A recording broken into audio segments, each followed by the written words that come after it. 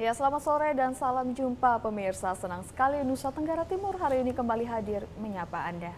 Berbagai informasi dari berbagai daerah di Nusa Tenggara Timur telah kami siapkan untuk Anda, dan mengawali perjumpaan kita berikut kami hadirkan cuplikan berita utama. Polisi amankan ribuan liter miras Aimere. Dinas Kesehatan Nagakeo himbau warga waspada DBD.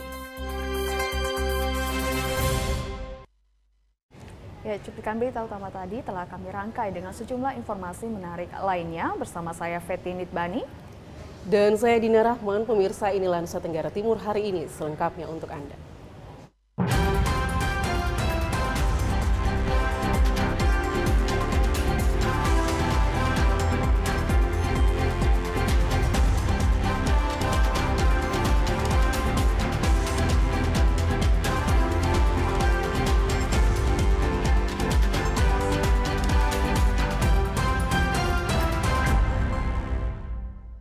Ya, saudara, kita ikuti informasi yang pertama. Badan Pengawas Pemilu Kabupaten Sumba Barat Daya menggelar ujian berbasis CAT selama 2 hari untuk seleksi penerimaan Sekretariat Non-Aparatur Sipil Negara.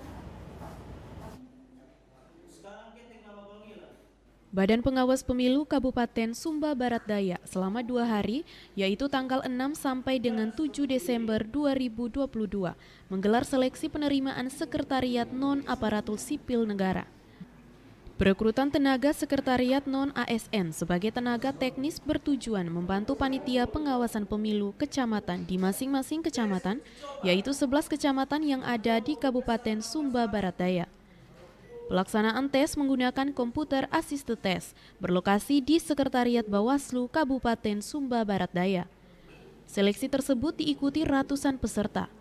Koordinator Sekretaris Bawaslu Sumba Barat Daya, Melkianus URD Mede, mengatakan, antusias masyarakat Sumba Barat Daya untuk mendaftar sangat tinggi, walaupun terdapat 9 orang yang dinyatakan gugur karena nama calon peserta tersebut terdaftar di dalam aplikasi Sipol KPU. Seleksi CAT berlangsung sebanyak 3 sesi. Hasilnya akan menentukan 6 peraih nilai tertinggi di masing-masing kecamatan, guna mengikuti sesi wawancara yang akan dilangsungkan tanggal 9 dan 10 Desember 2022 setelah pengumuman kelulusan tes tertulis. Bawaslu Kabupaten Sumba Barat Daya mengadakan tes CAT perekrutan pegawai non-ASN yang semulanya yang mendaftar itu ada 127 orang.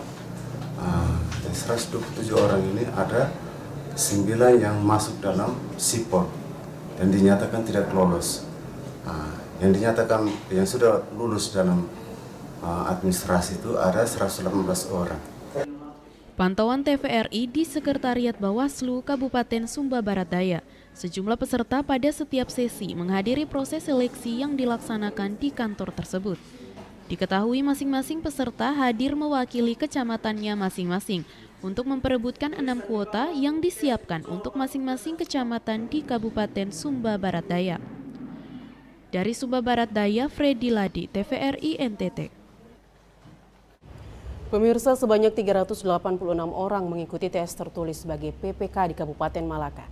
Sebelumnya yang terdaftar sebanyak 600 lebih, namun sebagian telah dinyatakan gugur pada seleksi administrasi. Komisi Pemilihan Umum Kabupaten Malaka melaksanakan tes tertulis atau komputer assisted test bagi calon peserta yang lolos seleksi administrasi dalam seleksi perekrutan panitia pemilihan kecamatan atau PPK. Kegiatan tes dilaksanakan selama 2 hari mulai dari tanggal 6 hingga 7 Desember. Pantauan TVRI, kegiatan hari pertama dan hari kedua dilaksanakan dalam 4 gelombang atau kelompok yang menggunakan 2 ruangan. Prosesnya berjalan aman, sedikit terkendala pada gangguan jaringan internet, namun dapat diatasi dan berjalan normal kembali. Pelaksanaan CAT hanya di satu tempat, yakni di SMA Hare KKE, Kecamatan Malaka Tengah. Ketua Komisi Pemilihan Umum Kabupaten Malaka, Makarius Nahak, menjelaskan peserta yang mengikuti tes tertulis secara online sudah lolos tahapan seleksi administrasi.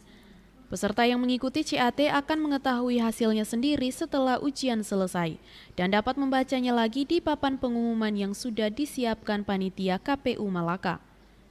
Ada 3 tahapan seleksi untuk menjadi PPK, diantaranya seleksi administrasi, ujian secara CAT, dan tahapan wawancara. Peserta yang dinyatakan lolos tes tertulis secara online akan mengikuti tahapan seleksi wawancara. PPK yang terdaftar di aplikasi Sitba itu sekitar 600-an. Kemudian hasil dari kita verifikasi dari aplikasi Sipol itu menyisakan 386. Jadi 386 ini yang akan mengikuti seleksi tes tertulis yang dilaksanakan sebenarnya dari tanggal 5 sampai tanggal 7. Tapi kita pending semua karena keserentakan, maka kita mulai dengan tanggal 6 sampai tanggal 7. Lanjut Makarius, kegiatan pelaksanaan ujiannya secara transparan atau terbuka. Peserta berjuang sendiri sesuai dengan kemampuannya menguasai bahan yang diuji. Pihaknya berharap semua tahapan dapat berjalan dengan lancar, sehingga proses persiapan pemilu serentak tahun 2024 mendatang bisa sukses. Dari Kabupaten Malaka, Yosman Seran, TVRI NTT. Ya saudara, saat ini pemerintah mengalami kekurangan belangko eKTP dalam pembuatan KTP penduduk. Solusi terbaik yang saat ini tengah dilakukan adalah pembuatan identitas digital.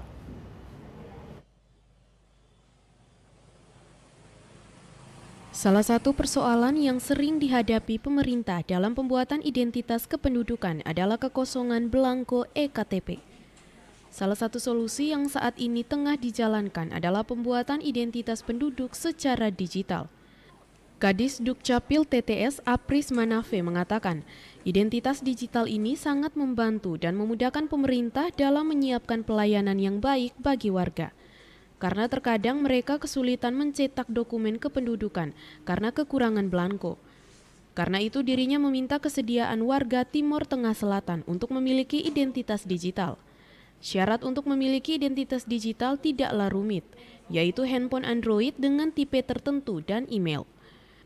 Jika warga telah memiliki kedua syarat ini, maka proses pembuatan identitas digital bisa dilakukan.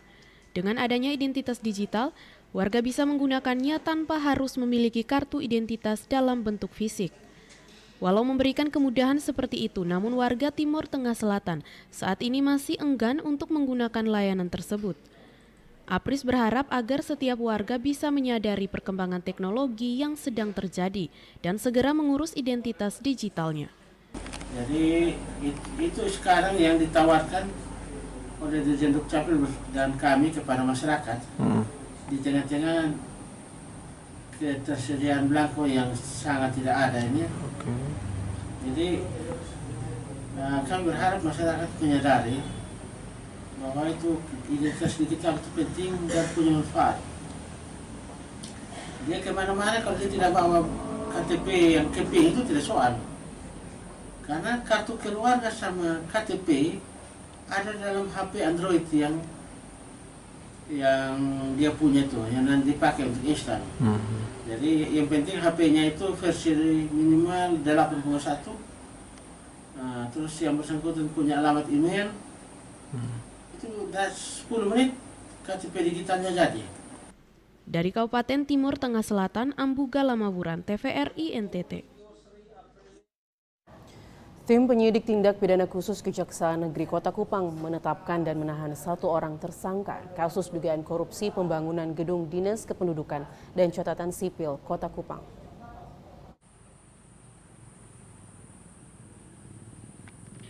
Kejaksaan Negeri Kota Kupang mulai menunjukkan taringnya dalam pemberantasan tindak pidana korupsi di Kota Kupang. Sejumlah kasus korupsi yang nyaris dilupakan mulai dibongkar. Kali ini, Jaksa mengurai kembali kasus dugaan korupsi pembangunan gedung kantor dinas Dukcapil Kota Kupang pada tahun 2018 lalu dan menetapkan serta menahan pejabat pembuat komitmen karena dinilai lalai melaksanakan tugasnya dan mengakibatkan kerugian negara sebesar 1 miliar rupiah lebih. Kasipitsus Kejari Kota Kupang, Yeremias Pena menjelaskan, Pekerjaan gedung kantor mangkrak tersebut dikerjakan oleh PT Dita Putri Waranawa dengan nilai kontrak sebesar 3 miliar lebih. Pekerjaan tersebut dikerjakan pada bulan Agustus 2018 dan harusnya selesai pada Desember 2018. Namun hingga masa kontrak berakhir, pekerjaan tersebut baru mencapai 10,81%, sementara uang muka yang sudah dicairkan sebesar 20% dari nilai kontrak. Atas progres tersebut, konsultan pengawas telah memberikan teguran sebanyak 3 kali. Dengan demikian, perusahaan tersebut seharusnya di-PHK oleh PPK, namun hal tersebut tidak dilakukan.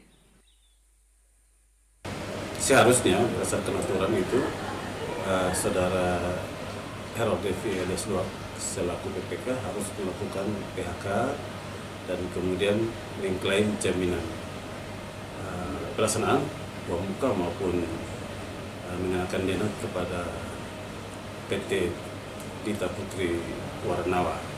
Namun hal itu tidak dilaksanakan sehingga terjadilah kedaulatan terhadap jaminan pelaksanaan maupun jaminan muka.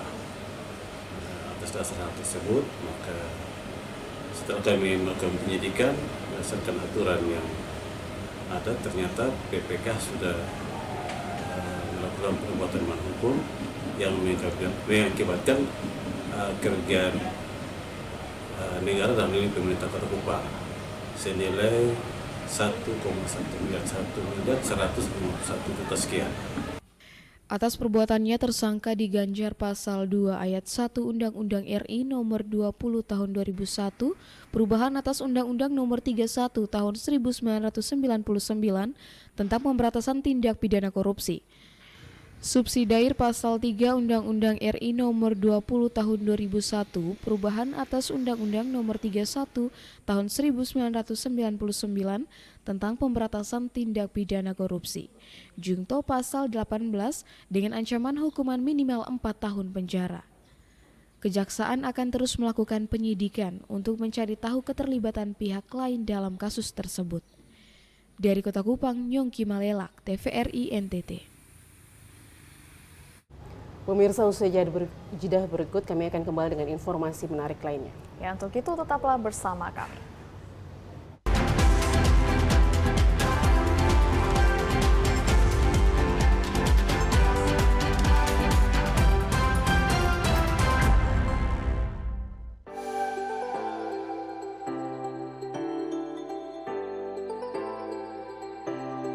Halo Sobat Digital, gak enak kan kalau kamu nonton TV gambarnya masih bersemut seperti ini?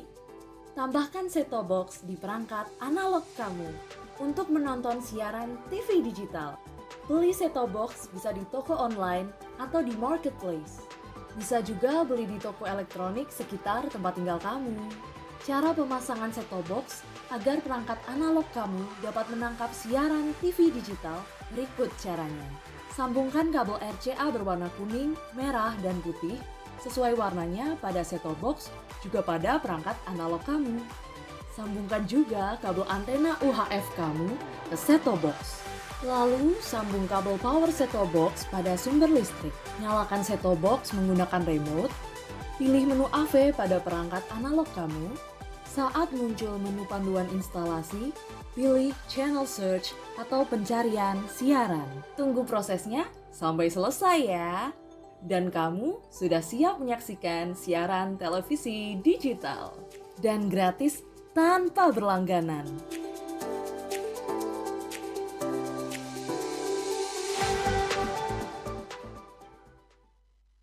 Dulu TV di rumah Inyong cuma jadi pajangan. Lah kepriben punya TV gambar nggak bisa ditonton. Beruat sampai ganti TV, ganti kabel, ganti antena, pindah tempat. Tetap baik, beruat.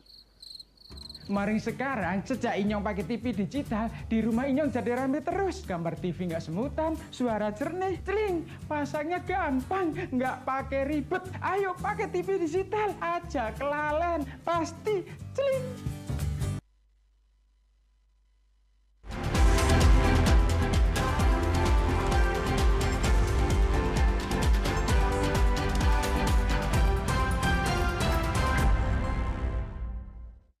Pemirsa, Anda masih menyaksikan Nusa Tenggara Timur hari ini. Ya, kita ikuti informasi selanjutnya. Aparat kepolisian Resor Sika melalui operasi Pekat tahun 2022 berhasil mengamankan lebih dari 1.000 liter minuman keras atau miras jenis moke.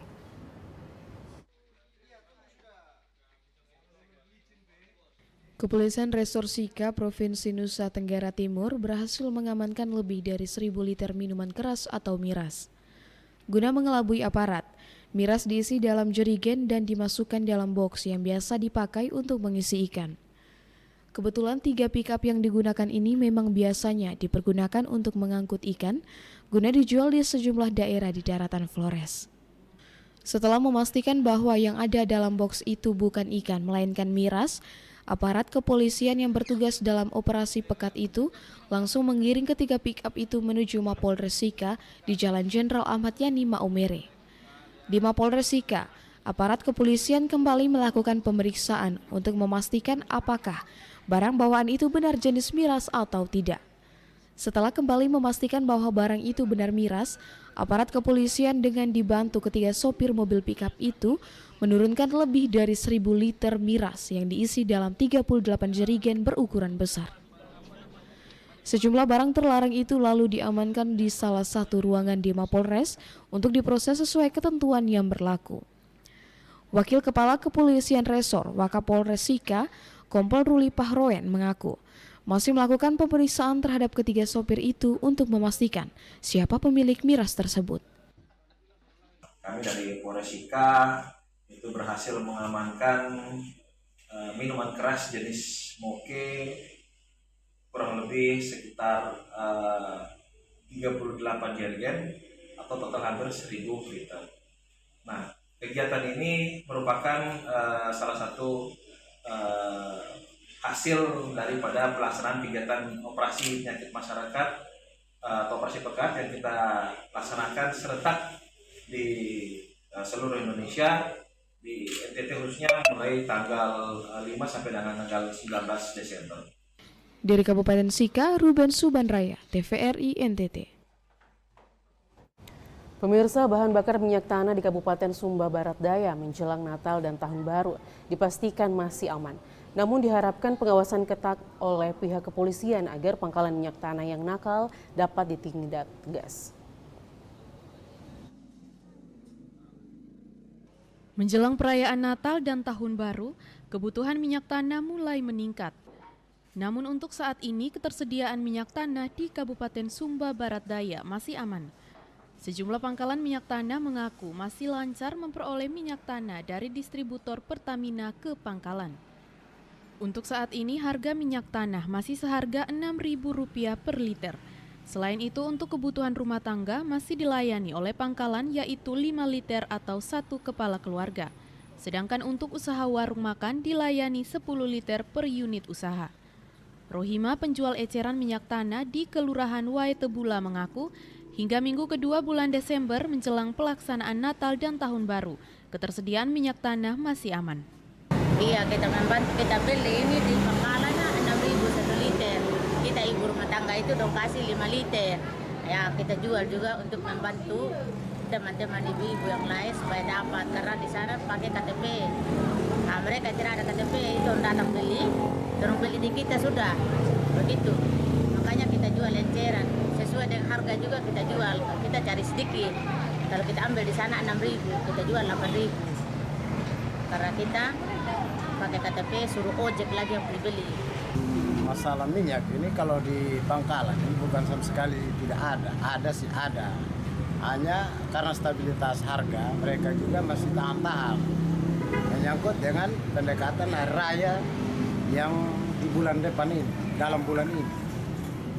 Kalau macam kita sih pangkalan kecil, bukan pangkalan kecil, hanya putar modal saja. Beli juga di pangkalan, offer kembali juga di masyarakat dalam daerah.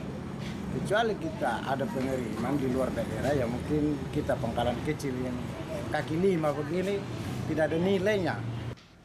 Kepolisian Polres Sumba Barat Daya diminta untuk melakukan pengawasan secara ketat di sejumlah tempat karena dikhawatirkan akan ada minyak tanah yang diangkut di bawah keluar Pulau Sumba. Untuk diketahui, beberapa bulan yang lalu, anggota Kodim 1629 Sumba Barat Daya sempat menggagalkan pemberangkatan minyak tanah dengan tujuan Bima, Nusa Tenggara Barat melalui Pelabuhan Waikelo. Dari Sumba Barat Daya, Freddy Ladi, TVRI NTT. Saudara, Satuan Pengamanan Perbatasan Yonif Rider Khusus Satya Yuda Bakti berhasil mengamankan 1 warga negara asing ilegal asal Timor Leste beserta barang bukti ratusan petasan yang akan diselundupkan ke Timor Leste. Kasus penyelundupan ilegal masih terus marak dilakukan oleh sejumlah warga di perbatasan Indonesia Timor Leste. Seorang warga negara asing asal Timor Leste nekat masuk secara ilegal ke Kabupaten Belu demi membeli petasan senilai 10 juta rupiah untuk diselundupkan ke Timor Leste. Abilio Vidigal, 20 tahun, warga negara asing asal Timor Leste yang masuk Indonesia secara ilegal, ditangkap prajurit Satgas Pamtas RI RDTL di Pos Asumanu, Kecamatan Raihat, Kabupaten Belu, Nusa Tenggara Timur, Senin pagi 5 Desember 2022. Pelaku ditangkap saat hendak melintas kembali ke Timor Leste. Sejumlah barang bukti berupa kartu identitas penduduk, uang tunai dan petasan langsung disita petugas dan membawa pelaku untuk diperiksa lebih lanjut. Wadan Satgas Pamtas RI RDTL Yonif Ridersus 744 Mayor Inf Dodi Mulia Harahap mengatakan, pelaku langsung diserahkan ke pihak imigrasi untuk diproses hukum sesuai aturan keimigrasian. Sementara Satgas Pamtas pun menangkap penyelundupan BBM jenis minyak tanah sebanyak 1,6 ton saat hendak diselundupkan melalui jalur laut di pantai Sukair Laran. Pelaku berhasil meloloskan diri dengan perahunya kembali ke tengah laut saat hendak ditangkap. Kini pelaku telah ditahan untuk diperiksa lebih lanjut oleh pihak imigrasi. Sejumlah barang bukti langsung ditahan dan selanjutnya akan diserahkan ke pihak yang berwenang untuk diproses sesuai hukum yang berlaku. Itu berhasil mengamankan 1 orang warga negara asing dari Timor Leste yang bersangkutan ini diduga juga melaksanakan penyelundupan petasan dengan jumlah jenisnya itu ada 8 shoot 160 batang dan petasan jenis popop 100 box. Beliau ini berinisial AV, usia 24 tahun, warga negara Republik Demokratik Timor Leste. Untuk selanjutnya nanti akan kami serahkan ke pihak yang berwenang, yaitu pihak imigrasi, untuk kelanjutan proses hukum yang berlaku sesuai dengan peraturan dan perundang-undangan yang ada di Negara Kedaulatan Republik Indonesia ini. Hari ini kita sudah menerima 1 orang dari teman-teman Pamtas. Nanti kita akan bawa ke kantor untuk mendalami lebih lanjut lagi. Dia ini betul-betul warga negara Timor Leste atau bukan, dan lewat jalur yang mana. Mungkin begitu aja. Untuk proses selanjutnya, imigrasi sendiri ada tindakan administratif keimigrasian, yaitu berupa deportasi, dan jika bisa ditindaklanjuti juga dengan pro justisia. Ini kan pelaku penyelundupan, apa ada proses hukum tidak dari imigrasi sendiri soalnya? Proses hukum tetap ada. Kemarin datang belanjanya di mana ini, Kak? Di Berdau. Di mana? Berdau. Berdau, di Atembu ya, Kakak? Iya. Pakai paspor atau ilegal, Kakak? Paspor ilegal, tapi lewat dari pos Numero. Masuk ilegal ya, Kakak? Ya? Iya. Ini rencana ini petasan mau jual kemana, Kakak? Jual ke Timor Leste. Kemarin Kakak belanjanya berapa semua? Semuanya 10 juta. 10 juta ya? Dari Kabupaten Belu, Andri Witak, TVRI NTT. Masih dari Kabupaten Belu, Saudara, seorang pria lanjut usia nekat melakukan aksi pencurian dengan menggasak emas dan kamera milik seorang warga di Kota Atambua. Akibat perbuatannya, pria ini kemudian ditangkap oleh polisi. Pelaku sempat menipu polisi dengan cara barang bukti disembunyikan di hutan dan dibuang di sungai. Namun ternyata seluruh barang curian disimpan di rumahnya. Agustinus Kali, 61 tahun, warga Kecamatan Atambua Selatan, nekat mencuri perhiasan emas dan kamera foto di Kelurahan Manu Aman, Kabupaten Belu, Nusa Tenggara Timur. Pelaku diringkus di rumahnya pada Rabu pagi, 7 Desember 2022. Seluruh barang bukti berupa 2 buah kamera foto beserta barang lainnya, telepon seluler akhirnya disita dan dibawa ke kantor polisi. Sementara sejumlah perhiasan pelaku telah membuangnya di sungai. Sementara tim Jatan Rans juga telah menyerahkan pelaku kepada penyidik untuk diproses lebih lanjut. Kini pelaku telah ditahan di sel Mapolres untuk diproses secara hukum yang berlaku. Oh, mau curi di mana Mas Den ini kamera ini? Kamera yang saya angkat di mana? Di dalam tas besar itu HP itu yang saya angkat bawah. Terus emas di mana? Itu tas itu saya dengan itu barang dong saya buang semua. Tapi kan Bapak sempat cek baju yang jelek Bapak keluarkan, baju yang bagus Bapak masukkan, Bapak tidak ada emas di situ. Atau Bapak sudah jual? Sudah jual. Sesuai dengan penyelidikan kami selama kurang lebih 2 minggu, kami menangkap pelaku di rumah sekitar rumah pelaku tersebut di wilayah Waituan, ini Kelurahan Manu Aman, Kecamatan Atambua Selatan, Kabupaten Belu. Itu barang bukti apa saja yang didapat, Kakak? Barang bukti yang kami dapat itu berupa 2 buah kamera bersama lensa kamera, flash, handphone, dan beberapa barang emas lainnya. Dari Kabupaten Belu, Andri Witak, TVRI NTT. Saudara Ketua Serikat Pekerja Seluruh Indonesia Provinsi Nusa Tenggara Timur bersama Koperasi TKBM Pelabuhan Tenau Kupang bertekad menolak rancangan peraturan Menteri Perhubungan karena dinilai mengabaikan peraturan pemerintah nomor 7 tahun 2021.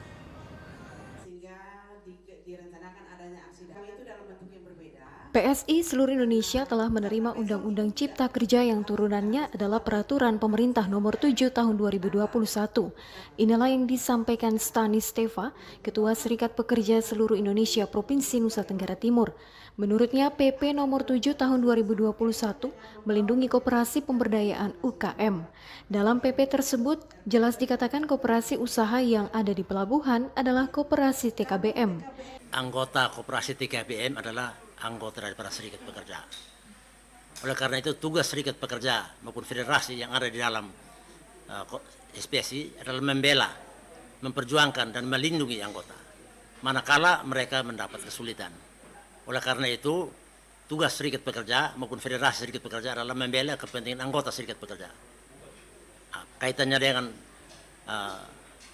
RPM Menteri Perhubungan, kita dengan sendirinya menolak.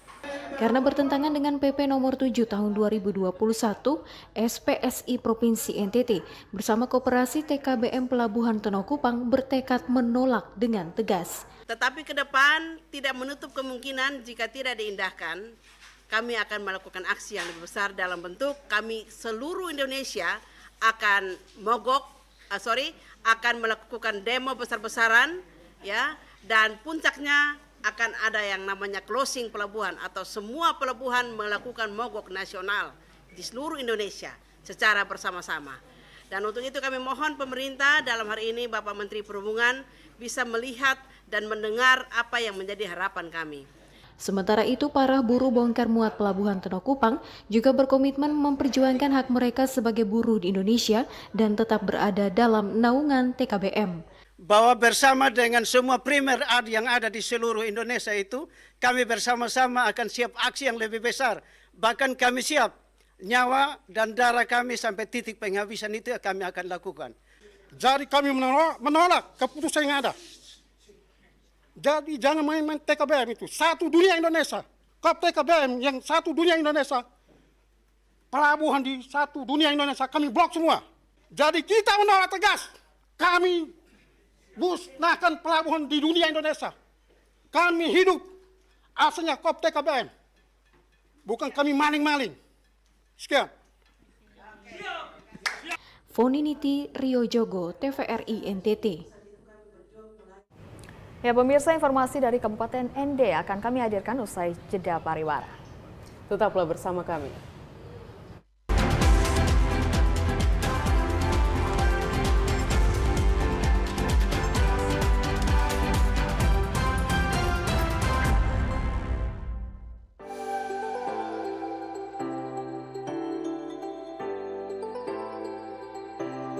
Halo Sobat Digital, gak enak kan kalau kamu nonton TV gambarnya masih bersemut seperti ini? Tambahkan set-top box di perangkat analog kamu untuk menonton siaran TV digital. Beli set-top box bisa di toko online atau di marketplace. Bisa juga beli di toko elektronik sekitar tempat tinggal kamu. Cara pemasangan set-top box agar perangkat analog kamu dapat menangkap siaran TV digital berikut caranya. Sambungkan kabel RCA berwarna kuning, merah, dan putih sesuai warnanya pada set-top box juga pada perangkat analog kamu. Sambungkan juga kabel antena UHF kamu ke set-top box. Lalu sambung kabel power set-top box pada sumber listrik. Nyalakan set-top box menggunakan remote. Pilih menu AV pada perangkat analog kamu. Saat muncul menu panduan instalasi, pilih channel search atau pencarian siaran. Tunggu prosesnya sampai selesai ya. Dan kamu sudah siap menyaksikan siaran televisi digital. Dan gratis tanpa berlangganan.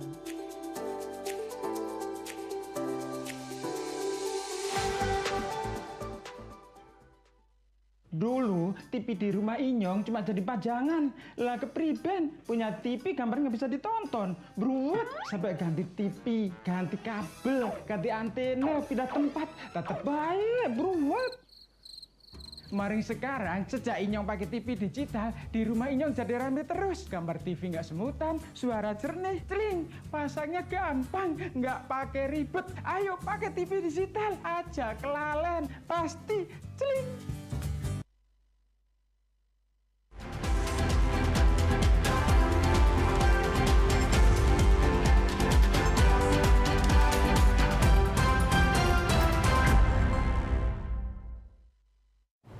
Anda masih menyaksikan Nusa Tenggara Timur hari ini. Ya pemirsa, kita beralih ke Kabupaten Ende. Animo masyarakat Kabupaten Ende menggunakan jasa transportasi laut sangat tinggi. Hal ini dibuktikan dengan jumlah penjualan tiket di PT Pelni Cabang Ende melampaui target dari 2,1 M menjadi 6,1 M. Kaur Keuangan dan Administrasi PT Pelni Cabang Ende Agus Purnomo menyampaikan, tahun 2022 ini animo masyarakat menggunakan transportasi laut sangat tinggi. Hal ini dibuktikan dengan penjualan tiket sudah melampaui target dari 2,1 miliar menjadi 6,1 miliar. Tingginya animo masyarakat ini juga dikarenakan pemerintah sudah memberikan kelonggaran terkait peraturan bagi pelaku perjalanan menggunakan transportasi laut di tengah pandemi COVID-19. Ia juga menyampaikan tujuan keberangkatan penumpang terbanyak di tahun 2022 yakni Kumai, Benoa, Kupang, dan Surabaya dengan jumlah penumpang kurang lebih 500 sampai 4.000 penumpang per bulan. Jelang Natal dan Tahun Baru 2023, pihaknya sudah menyiapkan 3 armada, yakni KM Awu, KM Wilis, dan KM Sabuk Nusantara. Selain itu, untuk mengantisipasi kerumunan saat pembelian tiket, pihaknya juga sudah menyiapkan penjualan tiket secara online dengan mengakses situs PT Pelni Indonesia. Terkait arus mudik jelang Nataru, saat ini pihaknya sudah bekerja sama dengan Pelindo untuk melakukan pelayanan prima sehingga penumpang bisa merasakan kenyamanan dari keberangkatan hingga tujuan. Untuk diketahui, total penumpang di tahun 2022 dari bulan Januari hingga awal Desember yakni 33.318 penumpang dan saat ini arus mudik masih normal. Memang sih secara aturan-aturan sudah diberikan ya sama regulator ya terkait peraturan untuk perjalanan kan arus mudik ini, dan kami juga di sisi pelayanan juga untuk penjualan tiket kami sistemnya sudah online kan, dimana masyarakat sudah mudah gitu untuk membeli tiket gitu loh melalui online. Dan di terminal pun kami udah bekerja sama kan sama PT Pelindo untuk pelayanan yang lebih baik supaya penumpang ini terlayani gitu loh dengan mudah dan baik sampai tempat tujuan sampai aman di sana. Dari Kabupaten Ende, Obitani, TVRI NTT. Saudara, Dinas Kesehatan Kabupaten Nagekeo menghimbau masyarakat untuk waspada terhadap penyakit pada musim pancaroba. Salah satunya adalah penyakit demam berdarah dengue atau DBD. Warga diminta untuk menjaga kebersihan di lingkungan sekitar.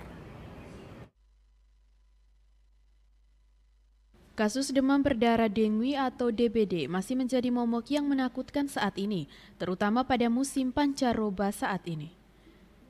Di Kabupaten Nagekeo, kasus ancaman DBD masih sering terjadi dan angka kasusnya meningkat. Bahkan terdapat 1 kasus hingga meninggal dunia. Data yang diperoleh dari Dinas Kesehatan, jumlah kasus di Nagekeo sebanyak 48 kasus dan suspek sebanyak 29 kasus. 48 kasus masing-masing Kecamatan Aesesa 39 kasus, Nangaroro 1 kasus, Keo Tengah 3 kasus, Buawaya 3 kasus, dan Aesesa Selatan 2 kasus. Suspek DBD masing-masing Aesesa 19 kasus, Buawaya 4 kasus, Mauponggo 1 kasus, Wolowaya 2 kasus, Nangaroro 2 kasus, dan Aesesa Selatan 1 kasus. Wilayah yang terparah berada di Kecamatan Aesesa. Mengatasi hal tersebut, Dinas Kesehatan terus melakukan upaya pencegahan DBD, seperti melakukan sosialisasi kepada masyarakat tentang pola hidup bersih dan pola 3M+. DBD memang mengikuti dengan pancaroba ya, perubahan musim hujan, tiba-tiba berhenti, hujan lagi, itu memang potensi untuk terjadi demam berdarah itu besar sekali. Dan memang penanganan selama ini kita mulai dari penyuluhan dan mendatangi warga melalui program PISPK, program Indonesia Sehat dengan berbasis pendekatan keluarga itu sudah dilakukan oleh tim puskesmas sampai ke desa-desa masing-masing. Dan untuk DBD sendiri sebetulnya kalau masyarakat sadar untuk pembersihan, memutus rantai nyamuk, setidaknya setiap Jumat ya, 1 minggu sekali itu melakukan pembersihan, kemudian melakukan 3M+. Dari Kabupaten Nagekeo, Doni Moni, TVRI NTT. Dari Kabupaten Nagekeo kita beralih ke Kabupaten Kupang, Saudara. Dalam rangka memperingati Hari Difabel Internasional, maka kelompok difabel Desa Bismarak bersama masyarakat bergotong royong menambal jalan Bismarak Baumata yang rusak.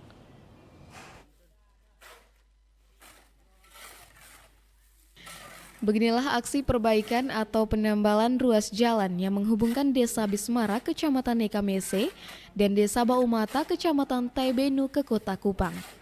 Aksi ini dalam rangka memperingati Hari Difabel Internasional. Aksi ini melibatkan kelompok difabel di Desa Bismarak bersama masyarakat yang diinisiasi LSM Garamin NTT dan pemerintah Desa Bismarak. Nampak mereka bergotong royong menambal setiap bagian jalan yang rusak.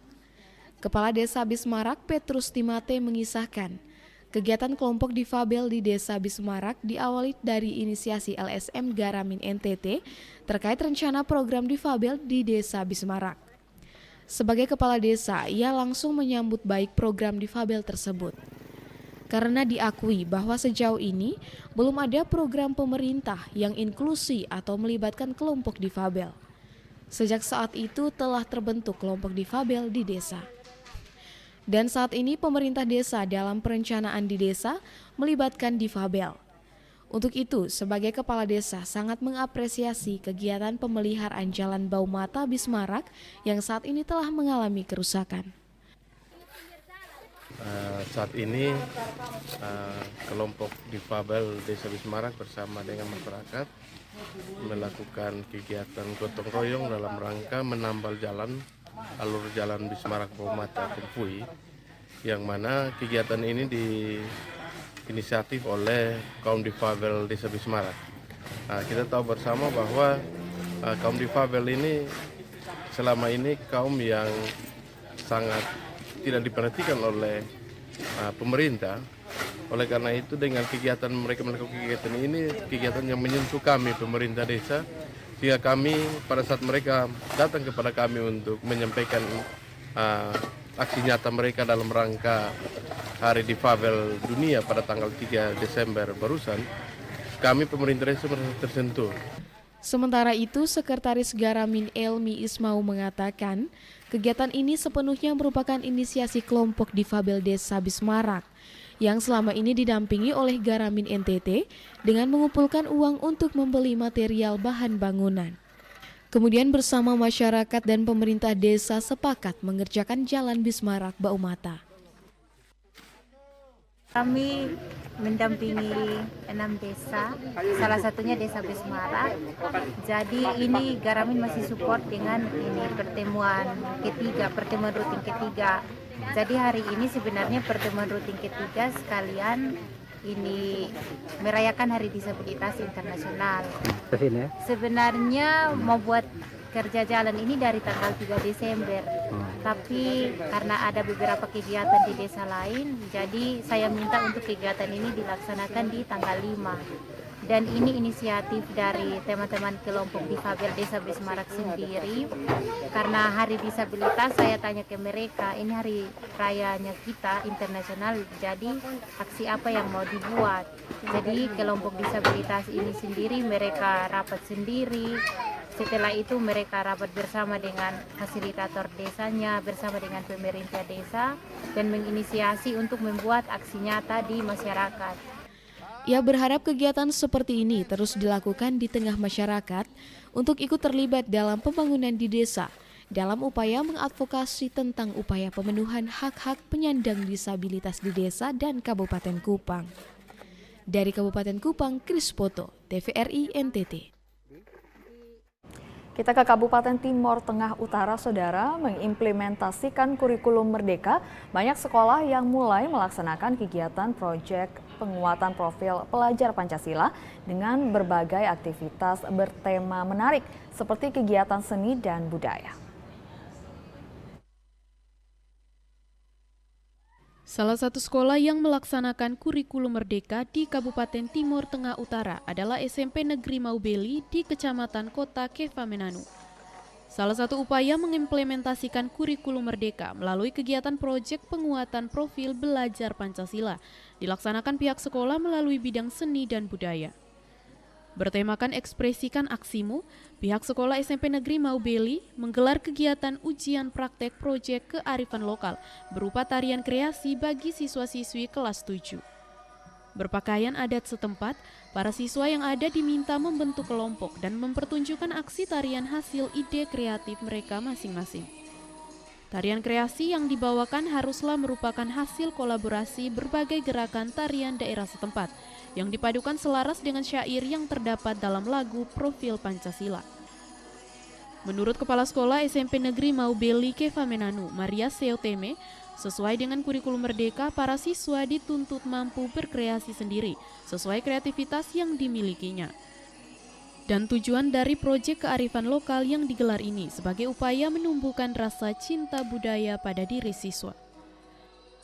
Tarian itu kreasinya anak-anak. Jadi guru memberikan keleluasan untuk mereka berkreasi. Jadi guru hanya mendampingi saja, memfasilitasi, membimbing. Tapi yang berkreasi untuk melakukan gerakan-gerakan itu atas kreasi anak-anak sendiri. Dan memang kurikulum sekarang itu mengharapkan anak berkreasi lebih banyak. Jadi guru hanya sebagai fasilitator, mendampingi, membimbing, tapi tidak terlalu jauh untuk terlalu ikut campur untuk mereka punya urusan-urusan misalnya ke seni ini, mereka harus lebih banyak berkreasi. Sementara itu, Dede Trilian Kolomeko, salah satu siswa kelas 7 SMP Negeri Maubeli mengaku, ia dan teman-temannya tidak kesulitan dalam mengkolaborasikan gerakan-gerakan tarian yang ada.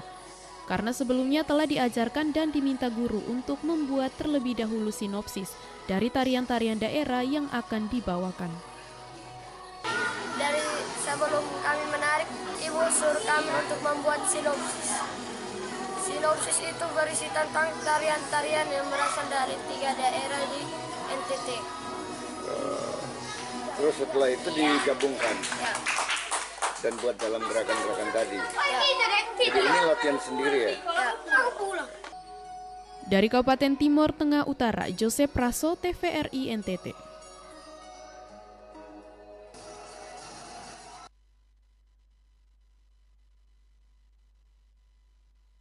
Presiden Republik Indonesia Joko Widodo melantik Siprianus Habur menjadi Wakil Bupati Manggarai Timur sisa masa bakti 2019-2024. Pelantikan Wakil Bupati Manggarai Timur digelar di Aula Fernandes, Kantor Gubernur Nusa Tenggara Timur pada Rabu 7 Desember 2022. Dihadiri oleh Bupati Manggarai Timur Andreas Agas bersama unsur Forkopimda Provinsi Nusa Tenggara Timur. Pelantikan Wakil Bupati tersebut ditandai dengan penyematan tanda pangkat jabatan dan penyerahan surat keputusan Presiden Republik Indonesia oleh Gubernur Nusa Tenggara Timur, dilanjutkan dengan penandatanganan naskah pelantikan dan fakta integritas oleh Gubernur NTT dan Wakil Bupati Manggarai Timur. Untuk diketahui, Siprianus Habur merupakan politisi Partai Bulan Bintang, terpilih menjadi Wakil Bupati Manggarai Timur menggantikan Stefanus Jagur yang meninggal dunia pada 30 Maret 2022. Siprianus mengalahkan rivalnya Heremias Dupa dari Partai Amanat Nasional. Siprianus Habur meraih 16 suara dan Heremias Dupa meraih 11 suara dalam pemilihan yang dilangsungkan di Gedung Parlemen Manggarai Timur, Nusa Tenggara Timur. Dari Kota Kupang, Nyongki Malelak, TVRI NTT.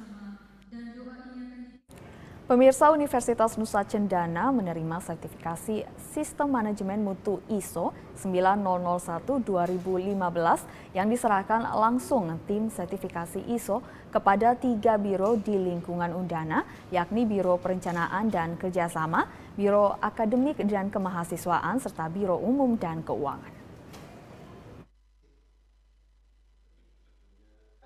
Penyerahan sertifikat Sistem Manajemen Mutu ISO 9001-2015 diterima secara langsung oleh Rektor Undana didampingi masing-masing kepala biro yang mendapatkan sertifikat ISO, yakni Biro Perencanaan dan Kerjasama, Biro Akademik dan Kemahasiswaan, serta Biro Umum dan Keuangan. Rektor Undana Dr. Hewan Max UE Sanam MSc mengatakan, sertifikat ISO yang diterima Undana tersebut merupakan upaya perbaikan tata kelola dan kualitas layanan dalam memberikan mutu pendidikan yang berkualitas. Bahwa di Undana ini untuk 3 biro ini adalah hal yang pertama kita miliki tentang sertifikat Sistem Manajemen Mutu. Ya, kita dengan ISO ini kan juga bagian dari strategi untuk peningkatan mutu layanan, karena tadi Pak Ifat bilang bahwa ada variabel-variabel, ada parameter-parameter mutu yang harus dipenuhi agar kemudian sertifikat ini bisa dikeluarkan. Sementara itu, tim sertifikasi ISO Ivar Kusradi mengatakan, sertifikat Sistem Manajemen Mutu ISO 9001-2015 diberikan setelah melalui proses pendampingan dan audit. Undana secara manajemen dan kepemimpinan dinilai mampu dan layak untuk menerima sertifikat ISO 9001-2015. Sertifikasi kita ada pendampingan sampai ke proses sertifikasi, di audit sertifikasinya ya. Di pos auditnya itu nanti ada laporan laporan perbaikan ya, perbaikan rata-rata yang berkaitan dengan pengembangan dari misalnya SOP, kemudian manajemen risiko, karena kan sekarang ini organisasi juga harus aware dengan yang namanya manajemen risiko kan. Nah ini yang kita coba pressing di 3 biro ini terkait manajemen risiko, identifikasi risiko, sampai mereka mengelola risiko. Itu poin yang paling penting untuk sistem manajemen zaman sekarang ini ya. Dengan adanya sertifikat ISO 9001-2015 pada lingkungan Undana, diharapkan dapat memberi kontribusi positif bagi pengembangan kualitas pendidikan tinggi di Provinsi Nusa Tenggara Timur. Debbie Sue, Kristodapo, TVRI NTT. Pemirsa, Universitas Nusa Cendana kembali meluluskan 1.431 wisudawan wisudawati dalam rapat senat terbuka luar biasa wisuda doktor, magister, profesi dan sarjana periode keempat Desember 2022.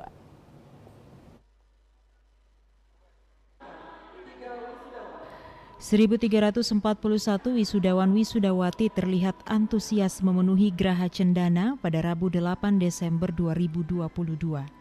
Universitas Nusa Cendana Kupang sebagai universitas negeri terbaik di Provinsi Nusa Tenggara Timur pada periode keempat Desember 2022 kembali menghasilkan lulusan-lulusan terbaik yang siap hadir langsung ke masyarakat dan memberi dampak. Sesuai dengan tagline yang dimiliki, yakni Undana Berdampak. Rektor Undana bersama jajaran dari 9 fakultas dan program pasca sarjana memasuki Geraha Cendana dan menjalankan seluruh rangkaian rapat Senat terbuka luar biasa dan berjalan baik dari sesi 1 maupun sesi kedua. Rapat Senat terbuka luar biasa periode keempat Desember 2022 ini dibagi ke dalam 2 sesi, di mana sesi pertama berlangsung sejak pukul 8 dan sesi kedua dimulai pada pukul 13 waktu Indonesia Tengah. Orang tua dan wali yang hadir memadati Geraha Cendana pun terlihat bahagia kala melihat putra-putri kebanggaan mereka resmi diwisuda dan siap untuk terjun ke dunia kerja dan mengabdi pada negara dan masyarakat.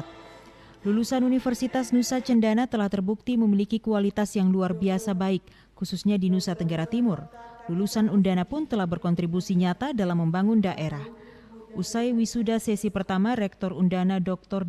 Hewan Max UE Sanam MSc mengatakan, Undana sejak dahulu telah turut berkontribusi untuk menyelesaikan masalah yang dihadapi pemerintah dan masyarakat, seperti kemiskinan dan stunting. Lulusan Undana di periode keempat ini pun ditantang untuk keluar dari zona nyaman. Rektor mengatakan sejak dahulu, berbagai dana penelitian dan pengabdian masyarakat telah diperuntukkan untuk menjawab permasalahan yang ada di kantong-kantong masyarakat. Rektor pun berharap ke depannya lulusan Undana terus hadir untuk menjawab permasalahan masyarakat di Nusa Tenggara Timur. Lulusan Undana berdampak, siap mengabdi dan memberi dampak positif bagi masyarakat Nusa Tenggara Timur. Itu komitmen kita, maka mulai tahun ini kita mengangkat tadi tema Undana berdampak tadi. Berdampak untuk apa? Kita harus melihat kondisi real yang dihadapi oleh pemerintah daerah, terutama masyarakat kita. Apa masalah mereka? Kemiskinan, stunting. Oke lah, kita berdampak itu apalah? Kita keluar dari zona nyaman kita. Kita lebih banyak dalam kampus. Sekarang kita keluar ke kantong stunting tadi. Menggunakan resources yang ada. Kita punya dana penelitian, dana pengabdian masyarakat, dan itu kita sudah lakukan demikian. Ada tahun ini ada mulai program Kedaereka kerjasama dengan BKKBN, itu ya BKKBN dan juga plan juga ya internasional. Kita melakukan kerja bersama untuk mengatasi stunting di TTS di sana. Tahun depan nanti kita akan kerahkan lagi proyek-proyek pengabdian masyarakat kita lebih terfokus di kantong-kantong kemiskinan terutama yang stunting tadi. Itulah yang saya bilang Undana berdampak tadi. Wisudawan-wisudawati pun dalam pesan alumni menyatakan bersyukur telah lulus dan mendapat pembelajaran luar biasa dari Undana dan siap membagi hal-hal baik bagi kemajuan daerah. Esther Siubelan Kristodapo, TVRI NTT.